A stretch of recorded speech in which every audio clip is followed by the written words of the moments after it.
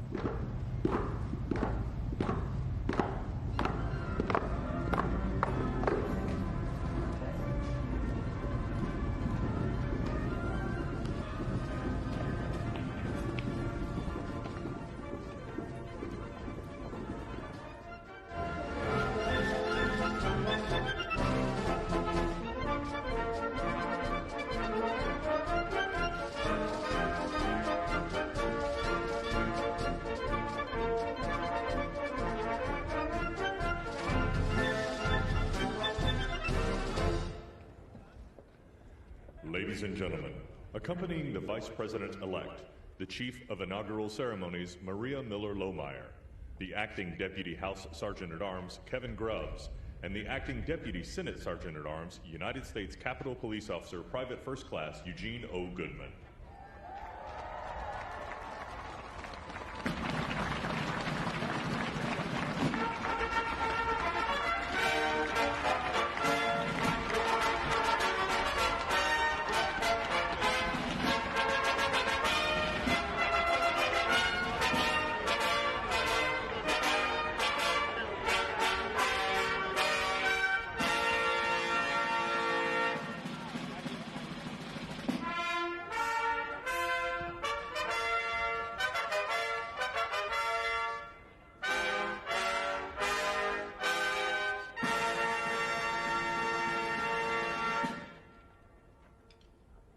Ladies and gentlemen, the Vice President-elect of the United States, Kamala Devi Harris, and Mr. Douglas Emhoff.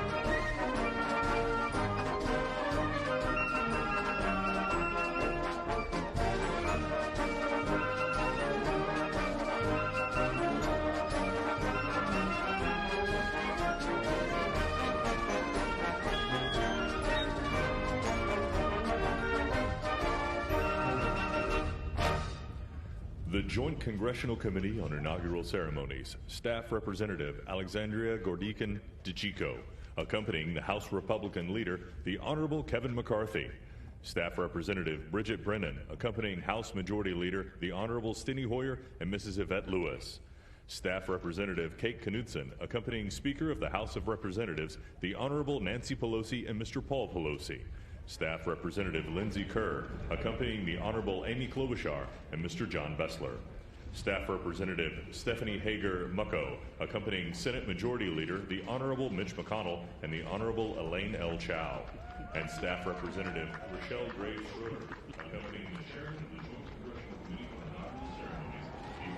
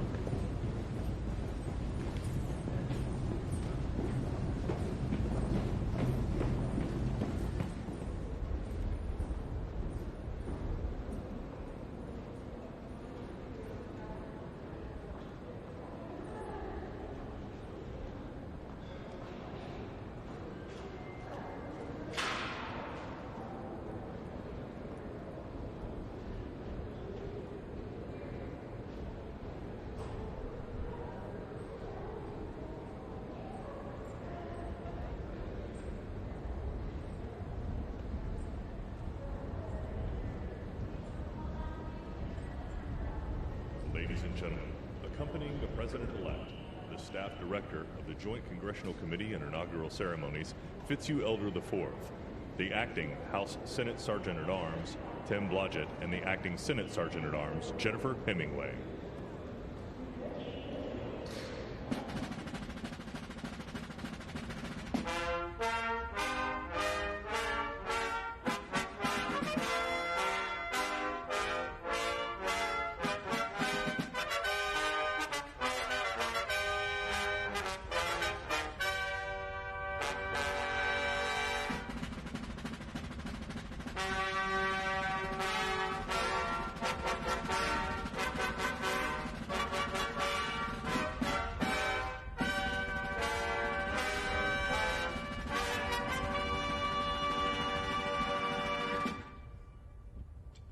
Ladies and gentlemen, the President-elect of the United States, Joseph Robinette Biden Jr., and Dr. Jill Biden.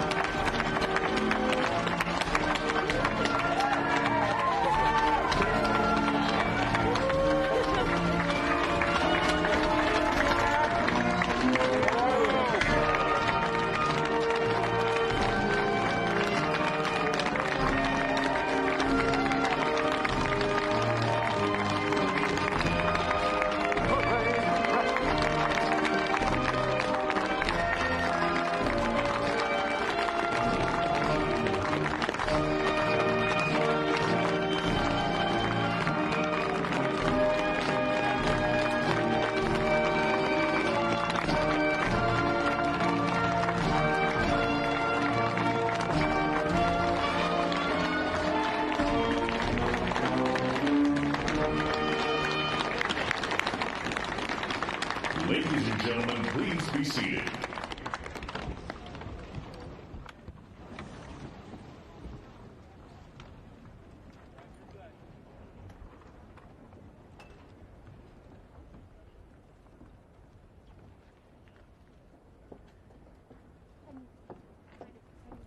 Please welcome the Honorable Amy Klobuchar.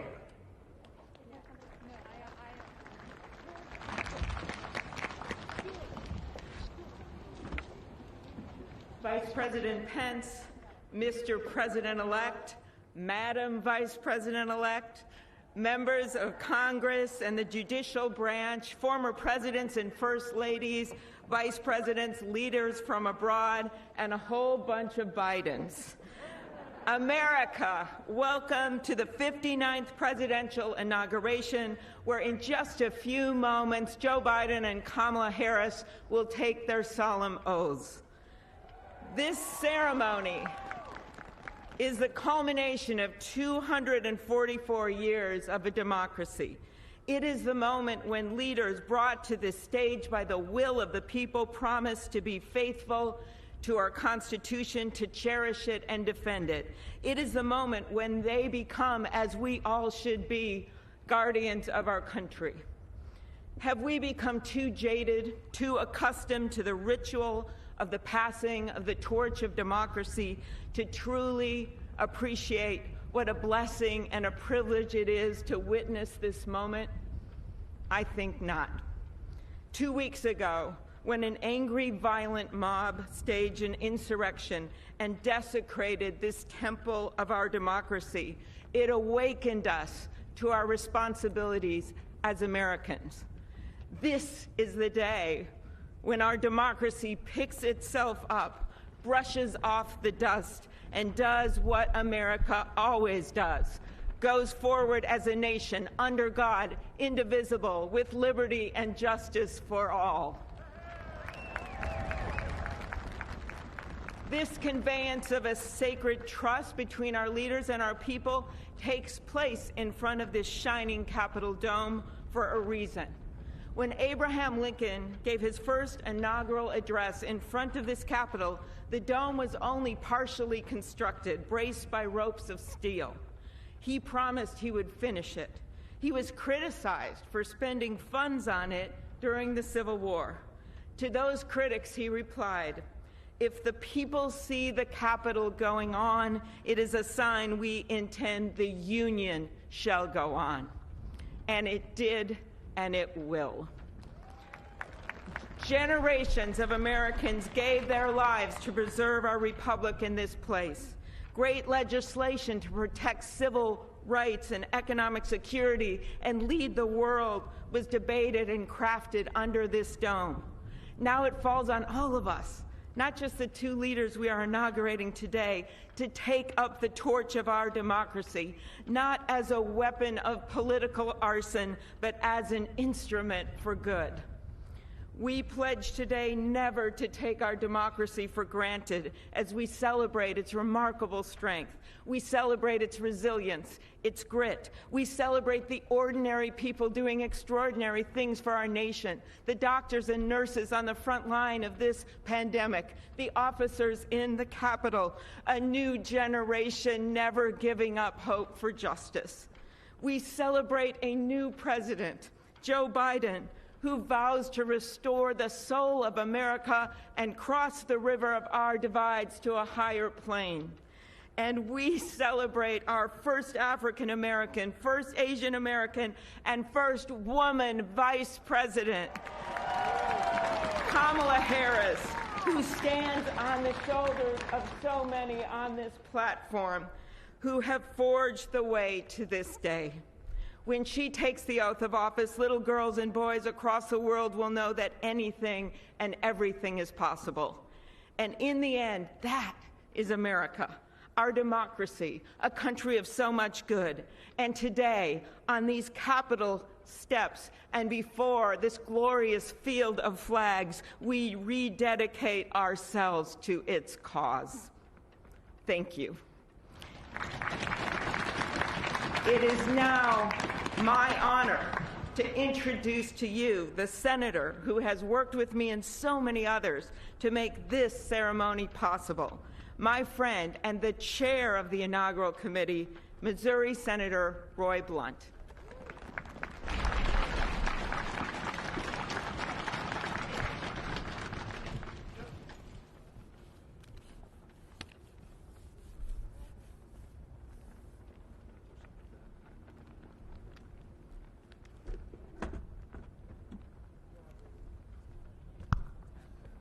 Well, I should have known when Senator Klobuchar got involved, at least there'd be a touch of snow up here this morning.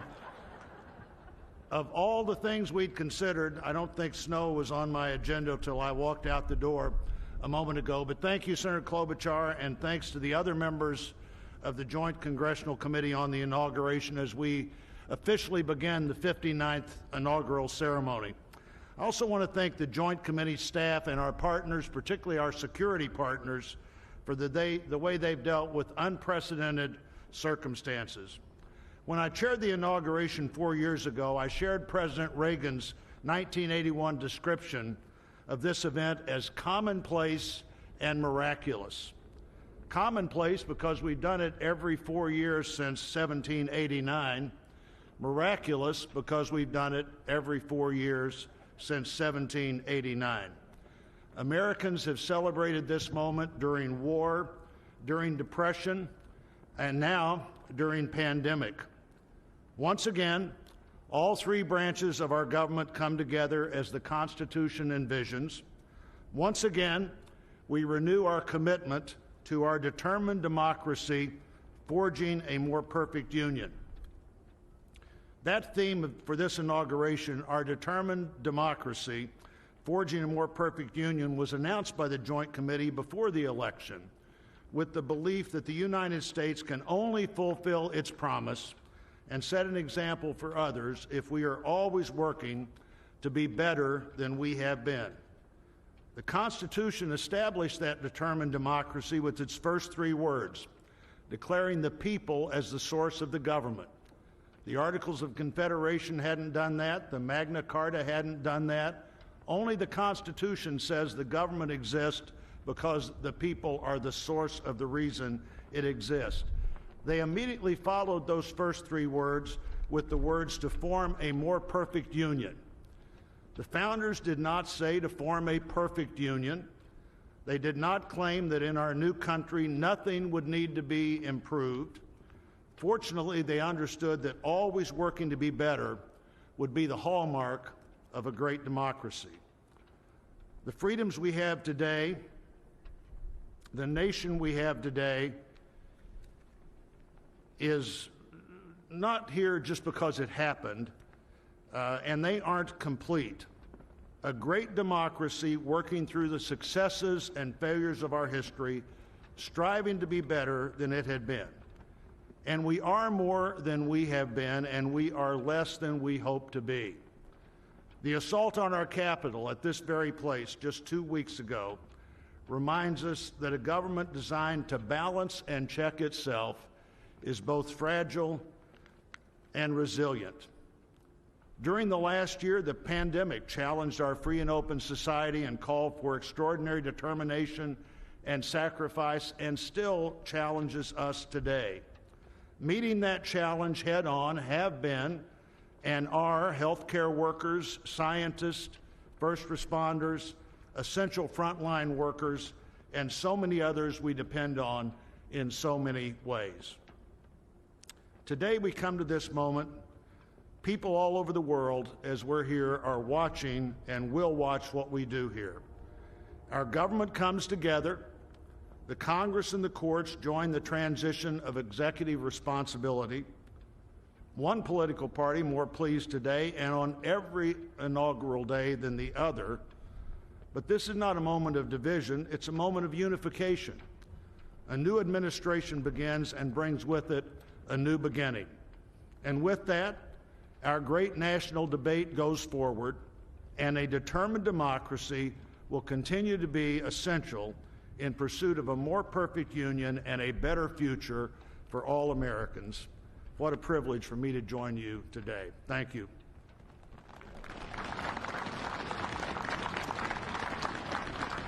I'm pleased to call to the podium a longtime friend of the President-elect and his family, Father Leo O'Donovan, to lead us in an invocation. Please stand if you are able and remain standing for the National Anthem and the pledge to our flag.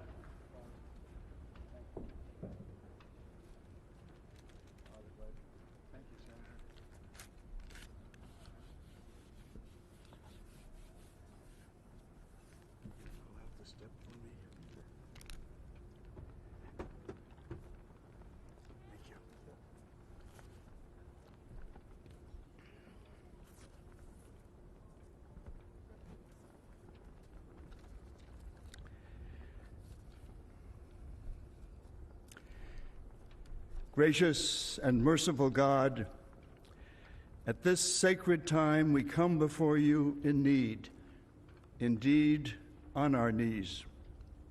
But we come still more with hope and with our eyes raised anew to the vision of a more perfect union in our land, a union of all our citizens to promote the general welfare and secure the blessings of liberty to ourselves and our posterity.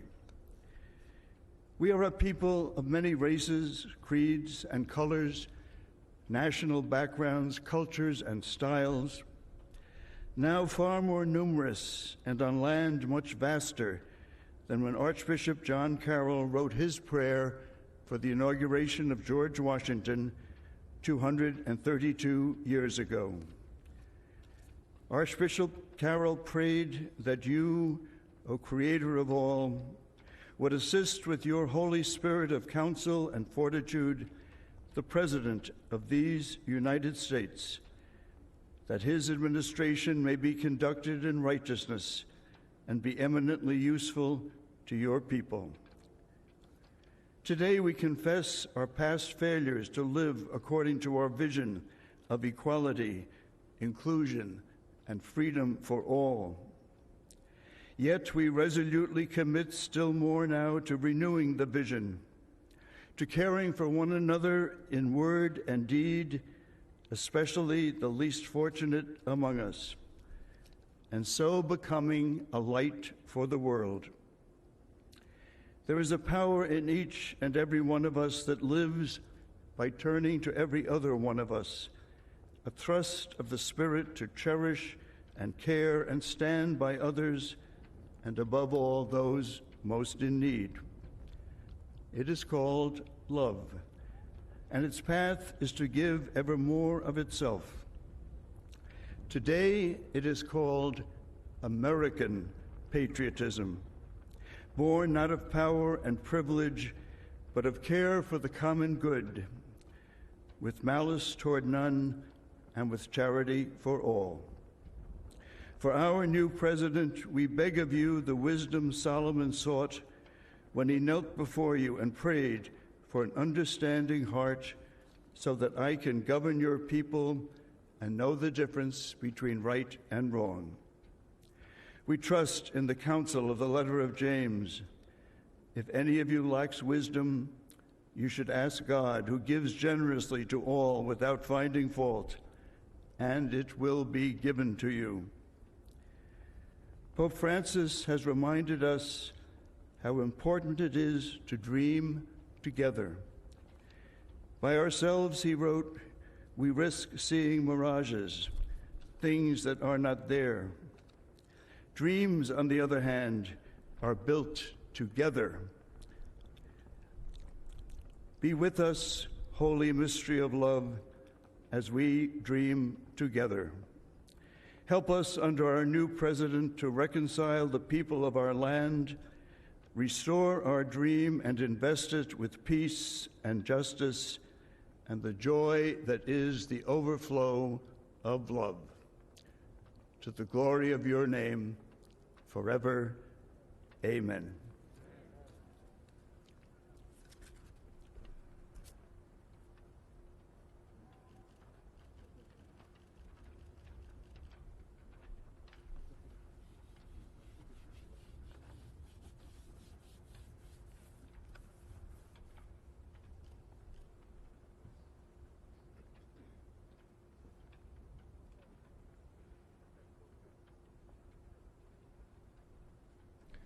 Ladies and gentlemen, please remain standing for the presentation of our national colors by the Armed Forces Color Guard, the singing of our national anthem, and for the Pledge of Allegiance.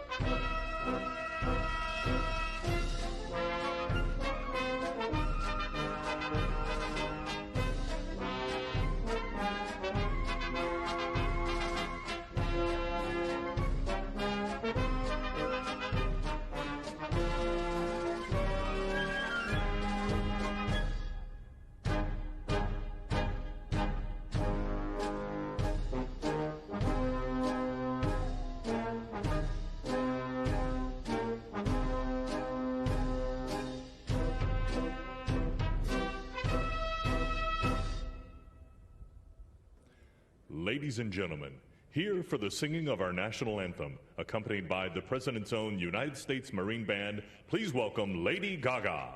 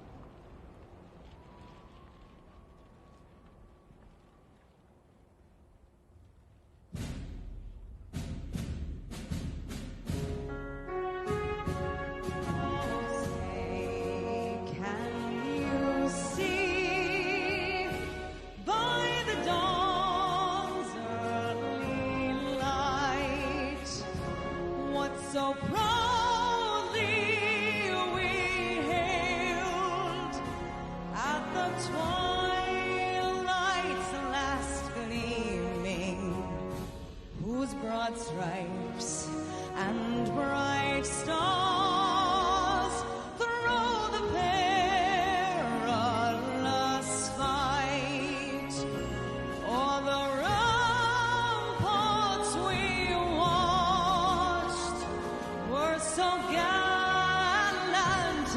streaming, and the rocket's red glare, the bombs bursting in air, gave proof through the night that our flag was still there. Sing us that star-spangled banner yet wave on the land of the free and the home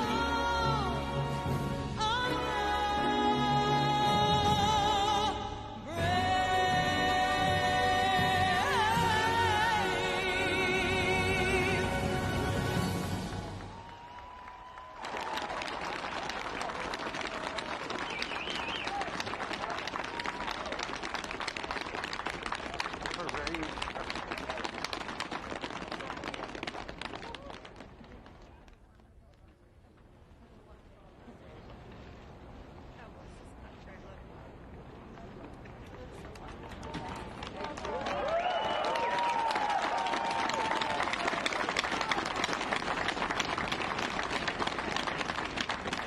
Ladies and gentlemen, please welcome from the city of South Fulton, Georgia Fire and Rescue Department, President of the International Association of Firefighters, Local 3920, Fire Captain Andrea M. Hall for the reciting of the Pledge of Allegiance.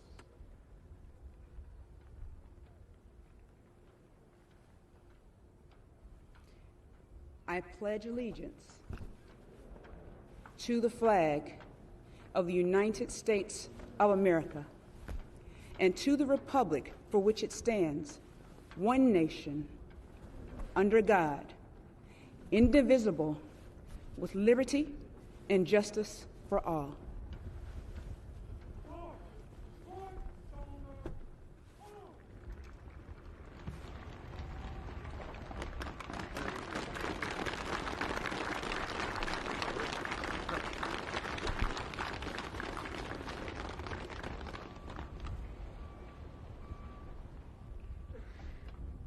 What you are all about to be part of, America, is a historic moment of firsts. To administer the oath to our first African American, our first Asian American, and our first woman vice president, Kamala Harris, it is my great privilege to welcome to the inaugural stage the first Latina to ever serve on the Supreme Court of the United States of America, Justice Sonia Sotomayor. Ladies and gentlemen, please remain standing for the oath of office, followed by musical honors.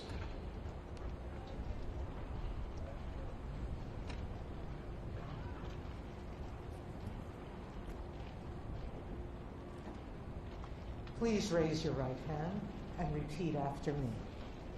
I, Kamala Davy Harris, do solemnly swear I, Kamala Davy Harris, do solemnly swear that I will support and defend the Constitution of the United States that I will support and defend the Constitution of the United States against all enemies, foreign and domestic, against all enemies, foreign and domestic, that I will bear true faith and allegiance to the same, that I will bear true faith and allegiance to the same, that I take this obligation freely, that I take this obligation freely, without any mental reservation or purpose of evasion, without any mental reservation or purpose of evasion, that I will well and faithfully discharge that I will well and faithfully discharge the duties of the office on which I am about to enter. the duties of the office upon which I am about to enter. So help me God. So help me God.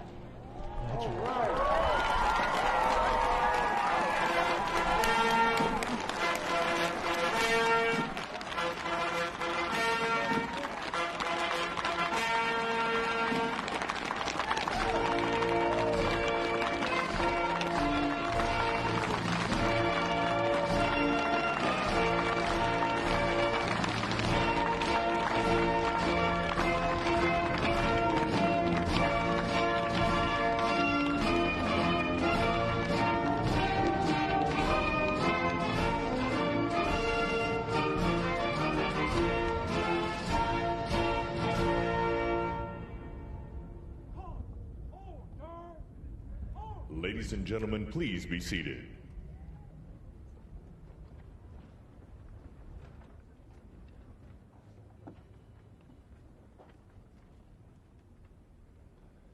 Please welcome Jennifer Lopez to perform This Land Is Your Land and America the Beautiful, accompanied by members of the President's own United States Marine Band.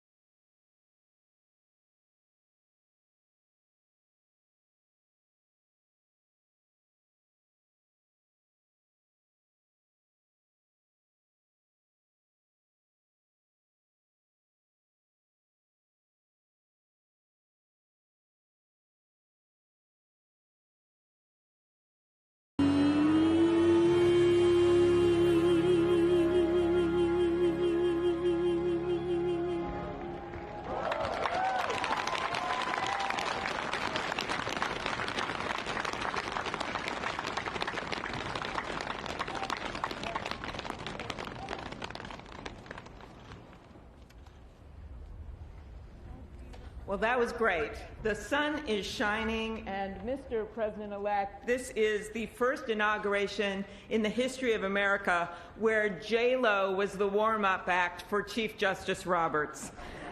With that, it is now my distinct honor to introduce the Chief Justice of the Supreme Court of the United States, John Roberts, to administer the presidential oath to the next President of the United States, Joseph R. Biden.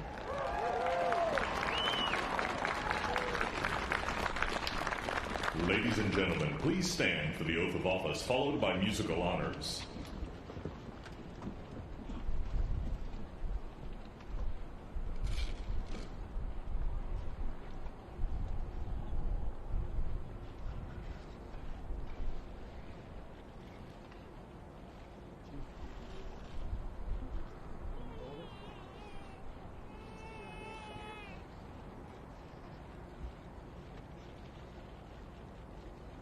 Please raise your right hand and repeat after me.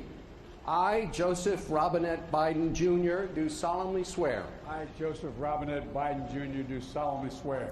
That I will faithfully execute. That I will faithfully execute. The office of President of the United States. Office of President of the United States. And will, to the best of my ability. Will, to the best of my ability. Preserve, protect, and defend. Preserve, protect, and defend. The Constitution of the United States. The Constitution of the United States. So help you God. So help me God. Congratulations, Mr. President.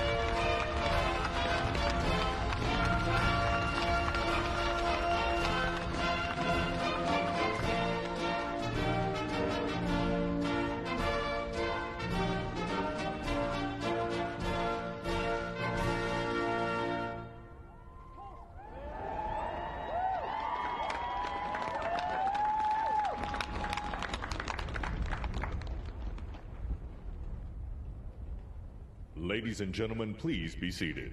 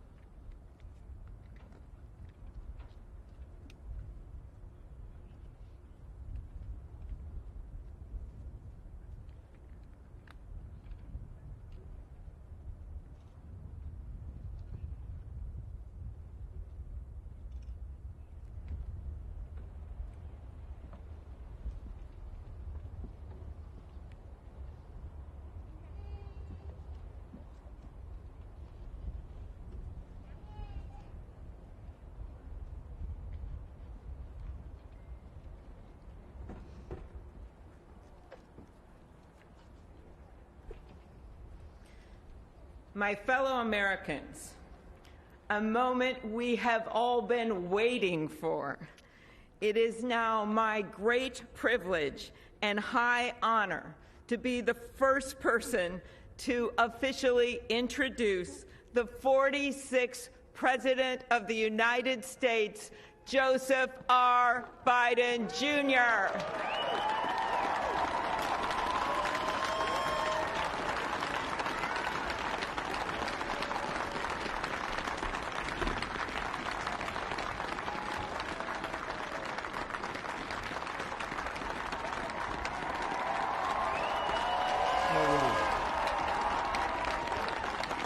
Chief Justice Roberts, Vice President Harris,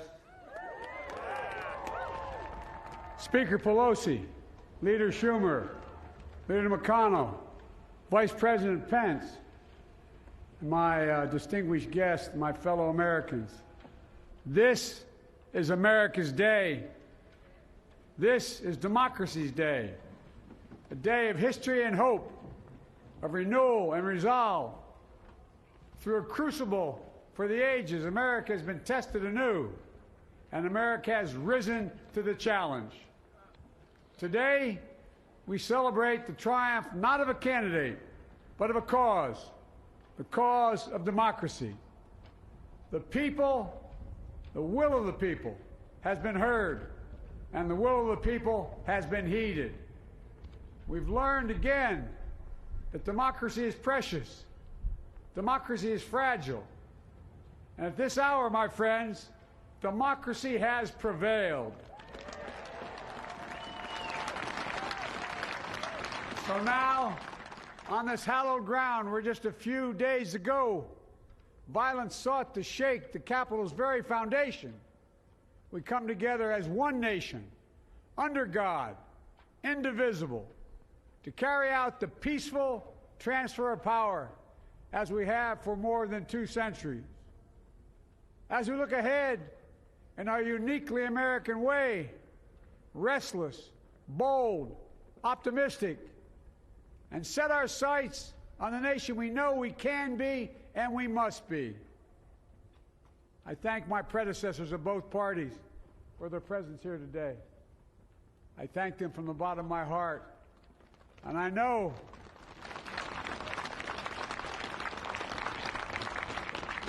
the resilience of our Constitution and the strength of our nation, as does President Carter, who I spoke with last night, who cannot be with us today, but whom we salute for his lifetime in service.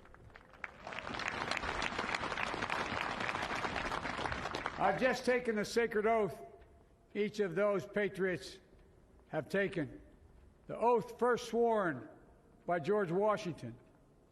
But the American story depends not on any one of us, not on some of us, but on all of us, on we, the people, who seek a more perfect union. This is a great nation. We are good people. And over the centuries, through storm and strife, in peace and in war, we've come so far. But we still have far to go. We'll press forward with speed and urgency, for we have much to do in this winter of peril and significant possibilities. Much to repair, much to restore, much to heal, much to build, and much to gain. Few people in our nation's history have been more challenged or found a time more challenging or difficult than the time we're in now. Once-in-a-century virus that silently stalks the country. It's taken as many lives in 1 year as America lost in all of World War II. Millions of jobs have been lost. Hundreds of thousands of businesses closed. A cry for racial justice, some 400 years in the making, moves us.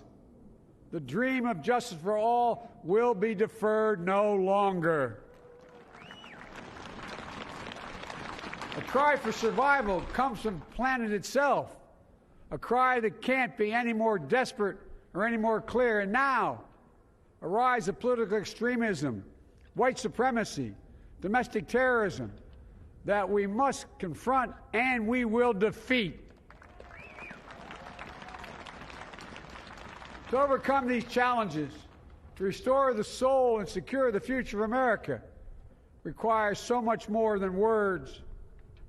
It requires the most elusive of all things in a democracy: unity. Unity. In another January, on New Year's Day in 1863, Abraham Lincoln signed the Emancipation Proclamation. When he put pen to paper, the president said, and I quote, "If my name ever goes down into history, It'll be for this act, and my whole soul is in it. My whole soul is in it.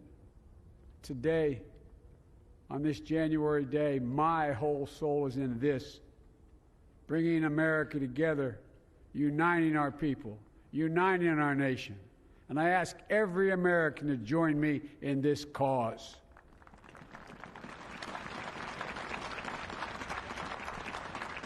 Uniting to fight the foes we face: anger, resentment and hatred, extremism, lawlessness, violence, disease, joblessness, and hopelessness.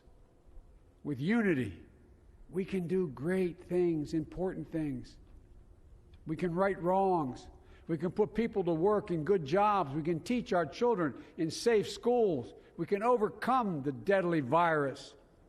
We can reward work and rebuild the middle class and make health care secure for all. We can deliver racial justice, and we can make America once again the leading force for good in the world.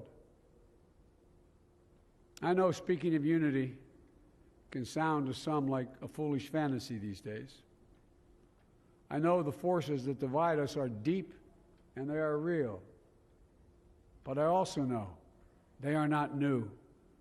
Our history has been a constant struggle between the American ideal that we're all are created equal and the harsh, ugly reality that racism, nativism, fear, demonization have long torn us apart. The battle is perennial, and victory is never assured. Through Civil War, the Great Depression, World War, 9/11, through struggle, sacrifice, and setbacks, our better angels have always prevailed. In each of these moments, enough of us have come together to carry all of us forward. And we can do that now.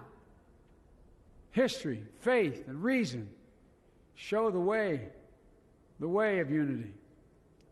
We can see each other not as adversaries, but as neighbors.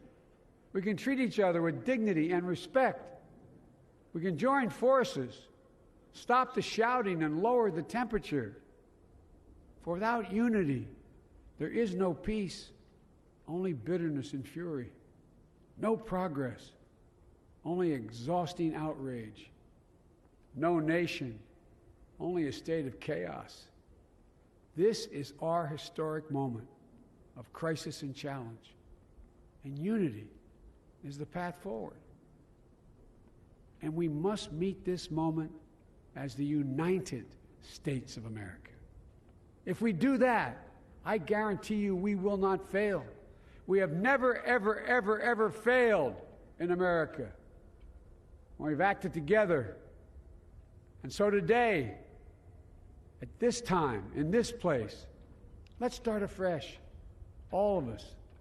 Let's begin to listen to one another again, hear one another, see one another, show respect to one another.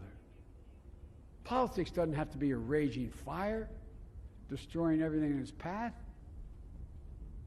Every disagreement doesn't have to be a cause for total war.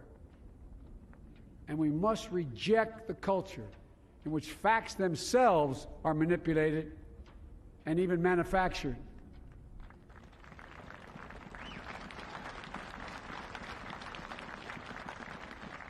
My fellow Americans, we have to be different than this. America has to be better than this. And I believe America is so much better than this. Just look around. Here we stand in the shadow of the Capitol Dome, as was mentioned earlier, completed amid the Civil War, when the Union itself was literally hanging in the balance. Yet we endured. We prevailed. Here we stand, looking out on the great mall where Dr. King spoke of his dream. Here we stand where 108 years ago, at another inaugural, thousands of protesters tried to block brave women marching for the right to vote. And today, we mark the swearing in of the first woman in American history elected to national office, Vice President Kamala Harris. Don't tell me things can't change.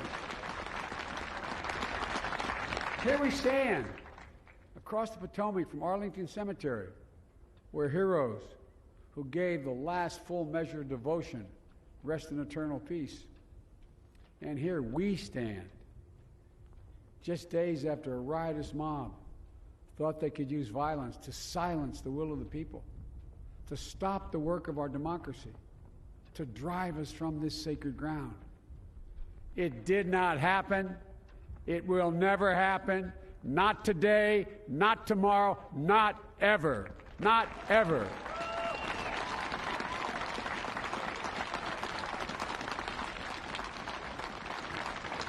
To all those who supported our campaign, I'm humbled by the faith you've placed in us.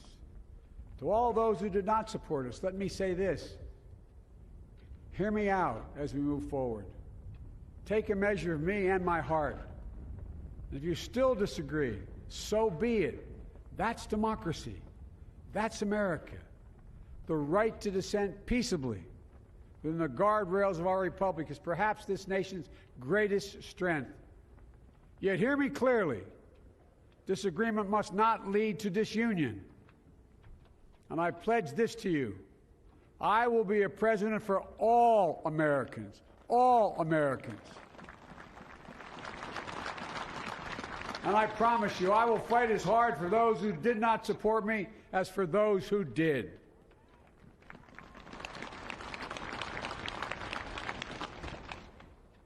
Many centuries ago, St. Augustine, a saint of my church, wrote that a people was a multitude defined by the common objects of their love. Defined by the common objects of their love. What are the common objects we as Americans love that define us as Americans? I think we know. Opportunity, security, liberty, dignity, respect, honor, and yes, the truth. Recent weeks and months have taught us a painful lesson. There is truth and there are lies.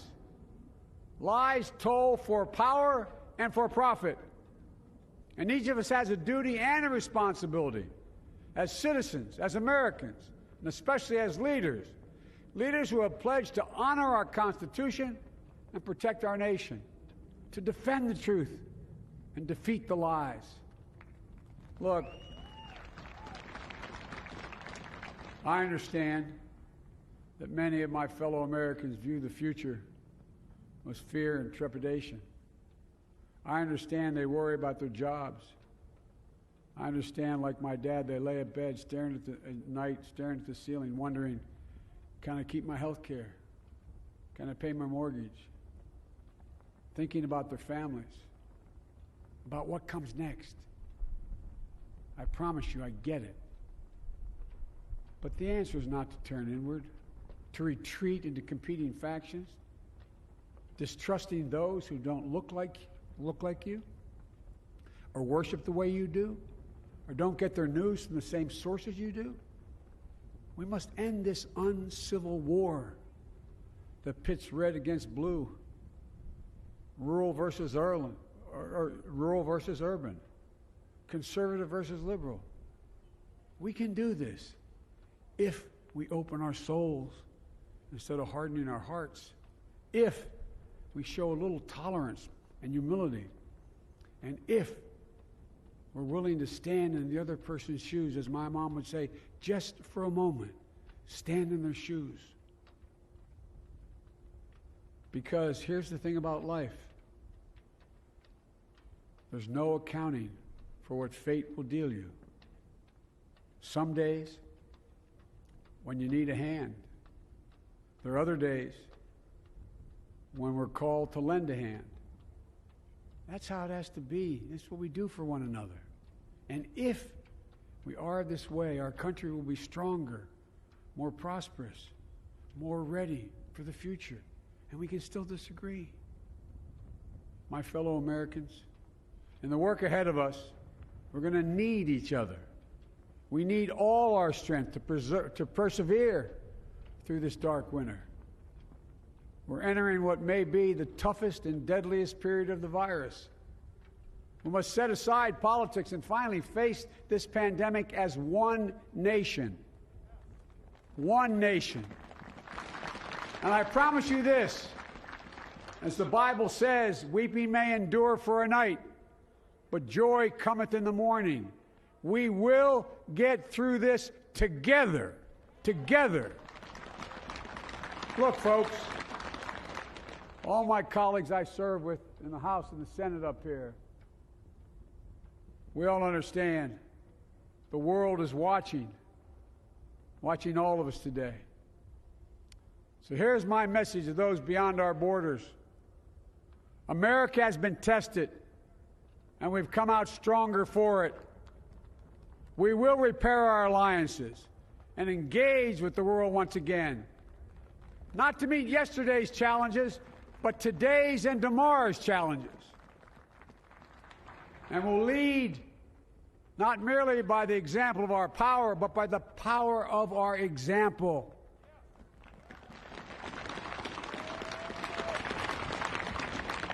We'll be a strong and trusted partner for peace, progress, and security. Look, you all know we've been through so much in this nation. And my first act as president, I'd like to ask you to join me in a moment of silent prayer. Remember all of those who we lost in this past year to the pandemic. Those 400,000 fellow Americans, moms, dads, husbands, wives, sons, daughters, friends, neighbors, and co-workers. We'll honor them by becoming the people and the nation we know we can and should be. So I ask you, let's say a silent prayer for those who've lost their lives and those left behind, and for our country.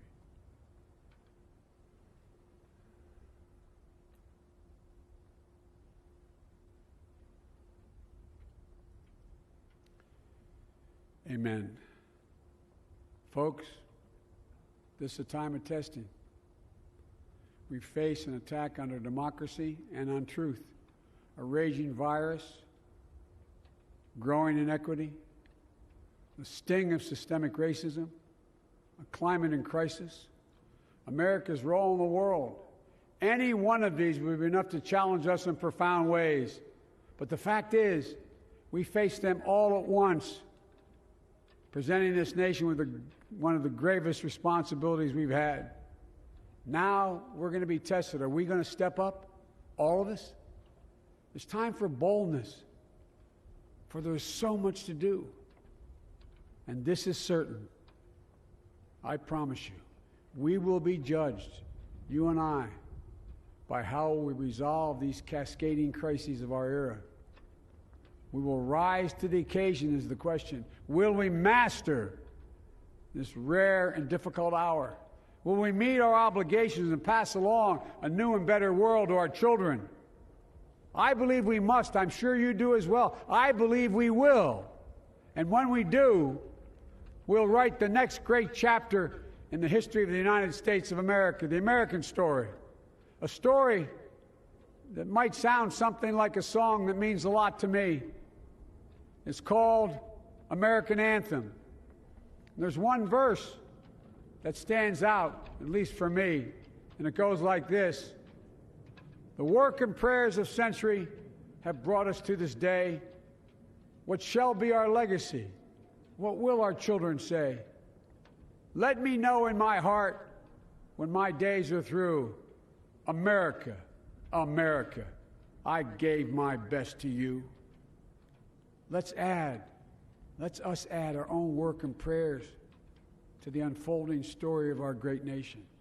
If we do this, then when our days are through, our children and our children's children will say of us, they gave their best, they did their duty, they healed a broken land. My fellow Americans, I close the day where I began, with the sacred oath. Before God and all of you, I give you my word. I will always level with you. I will defend the Constitution. I'll defend our democracy. I'll defend America. And I will give all of you, keep everything I do in your service, thinking not of power, but of possibilities, not of personal interest, but the public good. And together we shall write an American story of hope, not fear, of unity, not division, of light, not darkness, a story of decency and dignity, love and healing, greatness and goodness. May this be the story that guides us, the story that inspires us, and the story that tells ages yet to come that we answered the call of history. We met the moment. Democracy and hope, truth and justice did not die on our watch but thrived. That America secured liberty at home and stood once again as a beacon to the world. That is what we owe our forebears, one another, and generation to follow. So, with purpose and resolve, we turn to those tasks of our time, sustained by faith, driven by conviction, and devoted to one another and the country we love with all our hearts. May God bless America, and may God protect our troops. Thank you, America.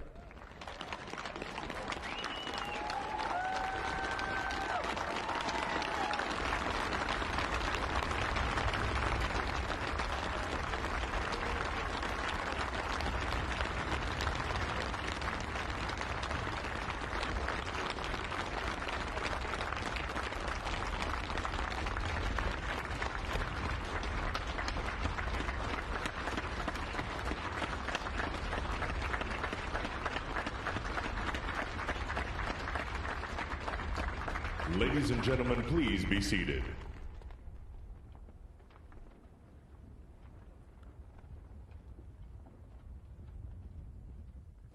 Ladies and gentlemen, please welcome Garth Brooks to perform Amazing Grace.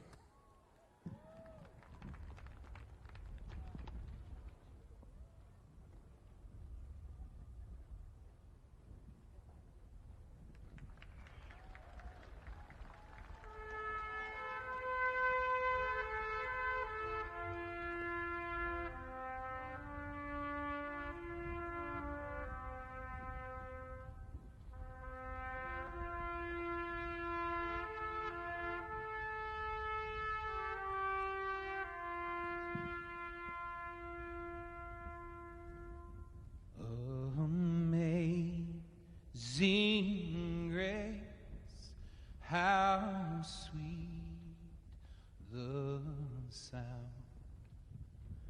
that saved a wretch like me. I was lost, but now I'm found. Was blind, but now I see. When we've been there 10,000 years, bright shining as the sun, we've no less days to sing God's praise than when we first begun. If I can ask you to sing this last verse with me, not just the people here, but the people at home, at work, as one, united. Amazing grace, how sweet the sound that saved a wretch like me.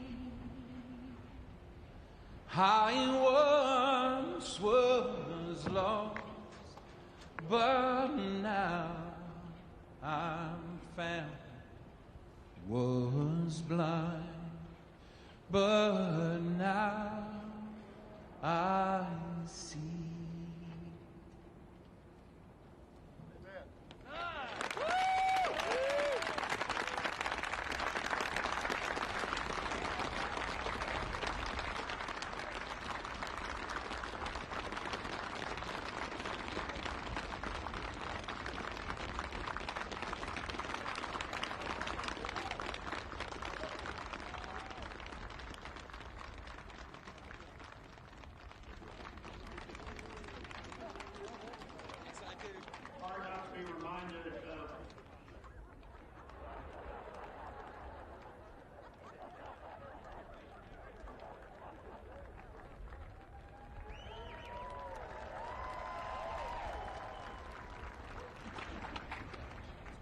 hard not to be reminded of President Obama's singing that same song at the Mother Emanuel Church. A song that in our culture is as close to both poetry and prayer as you could possibly come. And we're going to finish with those two things. Let me introduce Amanda Gorman, our nation's first ever National Poet Laureate.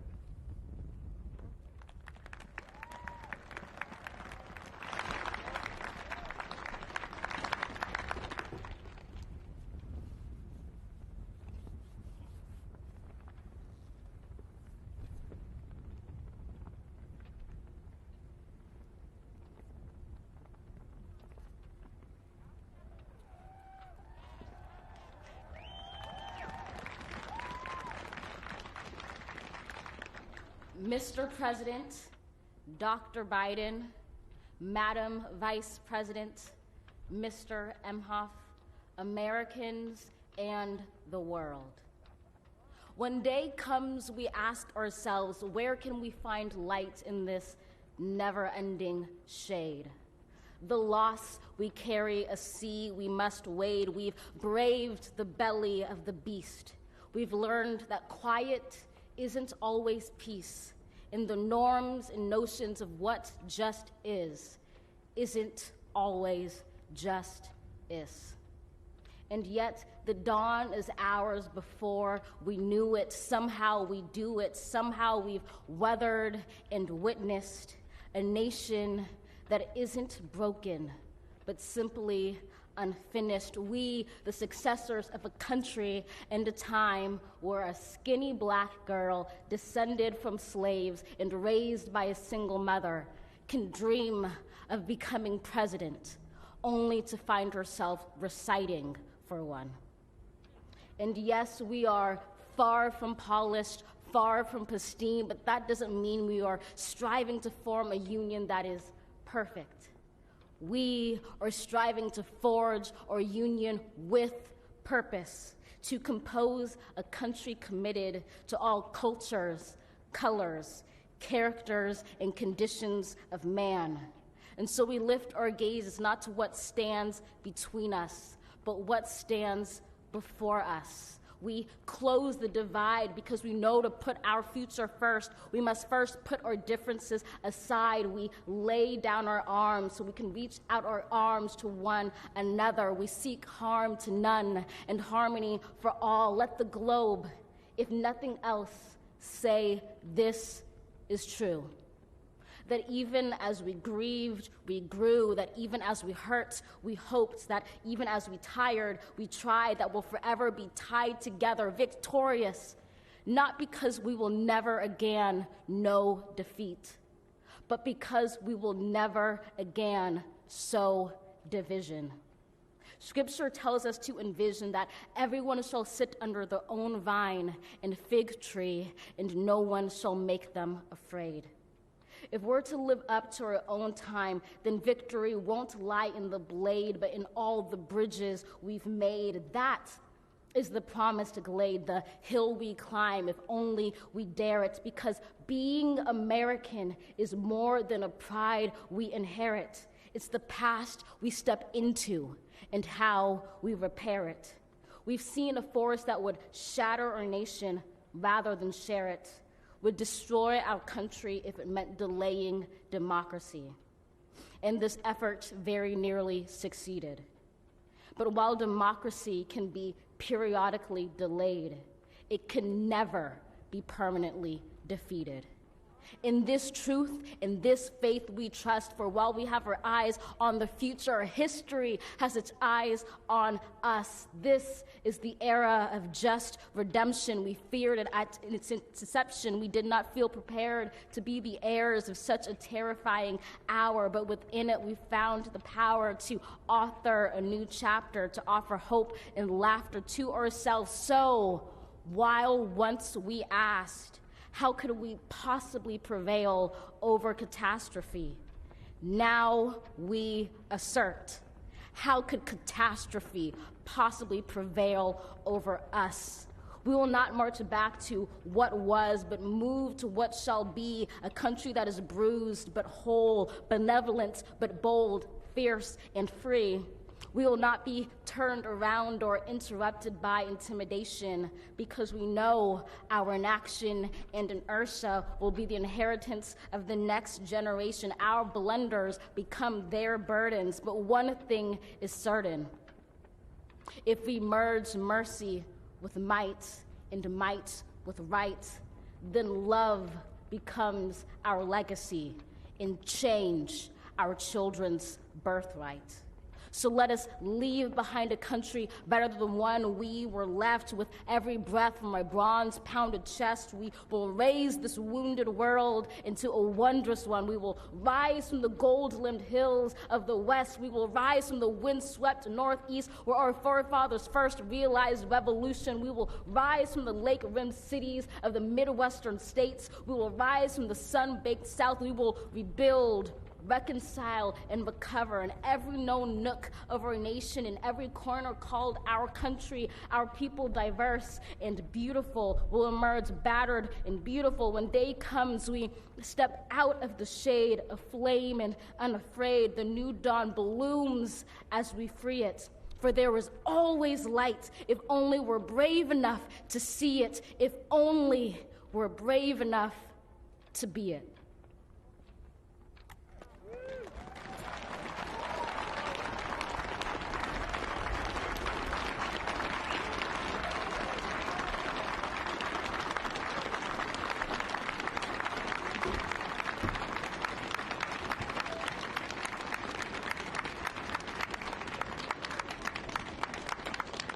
Thank you, Amanda Gorman. Now for our benediction, I'm pleased to introduce Reverend Dr. Sylvester Beeman, the pastor of the Bethel African Methodist Episcopal Church in Wilmington, Delaware, a friend of President Biden for 30 years.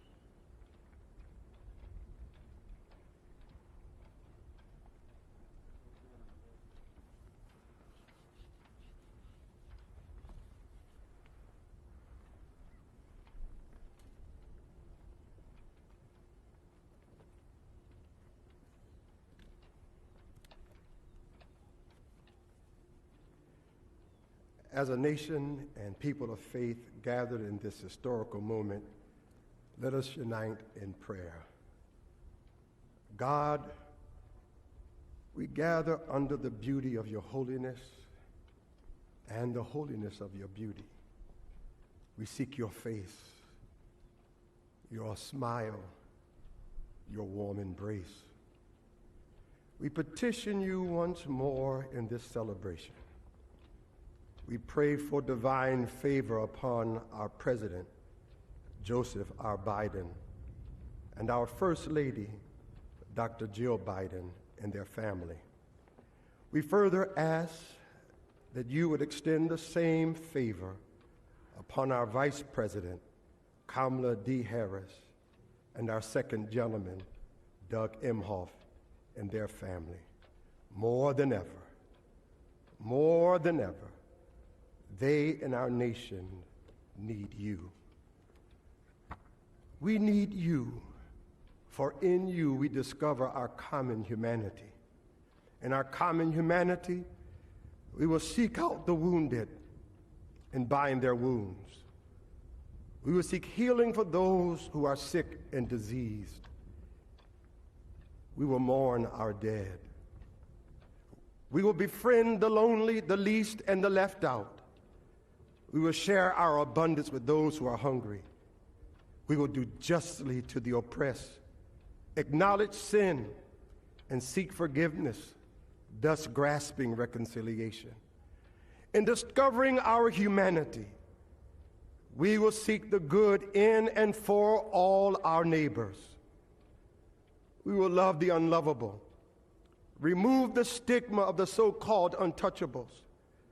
We will care for our most vulnerable, our children, the elderly, emotionally challenged, and the poor. We will seek rehabilitation beyond correction. We will extend opportunity to those locked out of opportunity. We will make friends of our enemies. We will make friends of our enemies. People, your people, shall no longer raise up weapons against one another. We will rather use our resources for the national good and become a beacon of life and goodwill to the world. And neither shall we learn hatred anymore. We will lie down in peace and not make our neighbors afraid. In you, O God, we discover our humanity. In our humanity, we discover our commonness. Beyond the difference of color, creed, origin, political party, ideology, geography, and personal preferences. We'll become greater stewards of your environment, preserving the land, reaping from it a sustainable harvest, and securing its wonder and miracle-giving power for generations to come.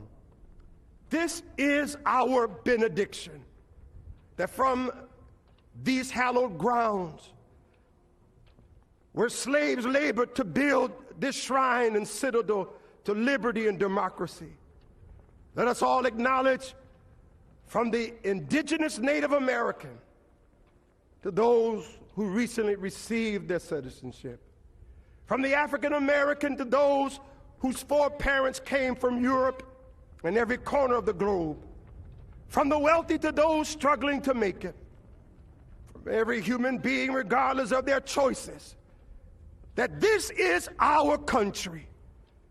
As such, teach us, O God. As such, teach us, O God, to live in it, love in it, be healed in it, and reconcile to one another in it, lest we miss kingdom's goal. To your glory, majesty, dominion, and power forever. Hallelujah. Glory, hallelujah. In the strong name of our collective faith. Amen. Please remain standing as the Armed Forces Color Guard retires our national colors.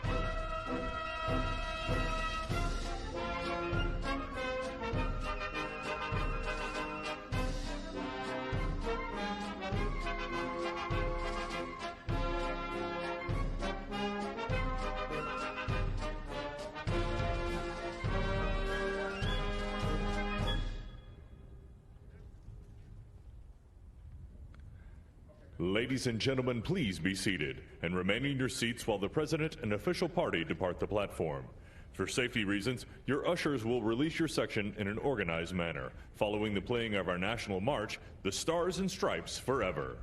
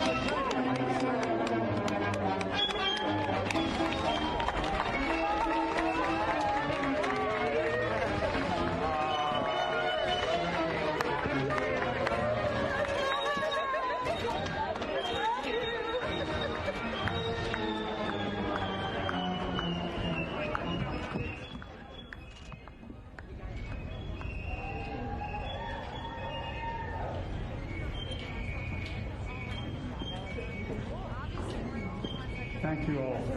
Thank you. Made a lot of work for you. Thank you. Thank you.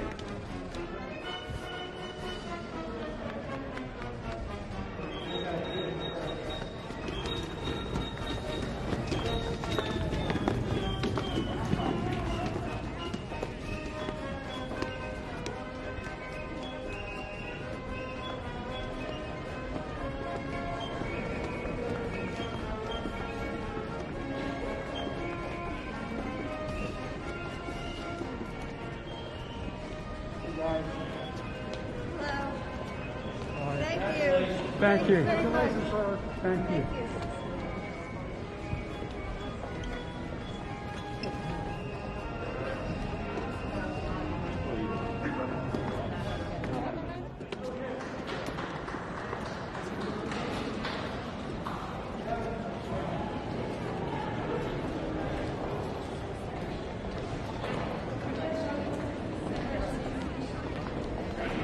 Thank you all. Thank you very much. Thank you.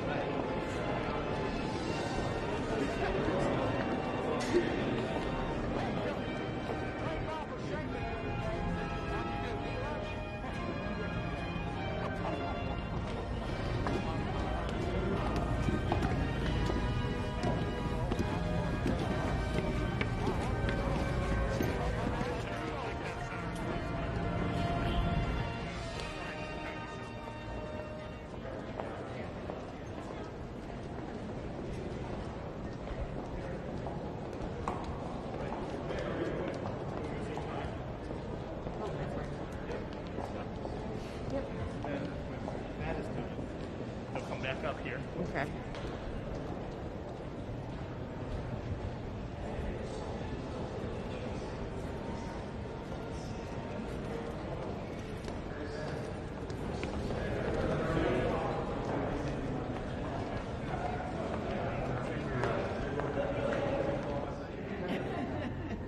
Remember, you used to get all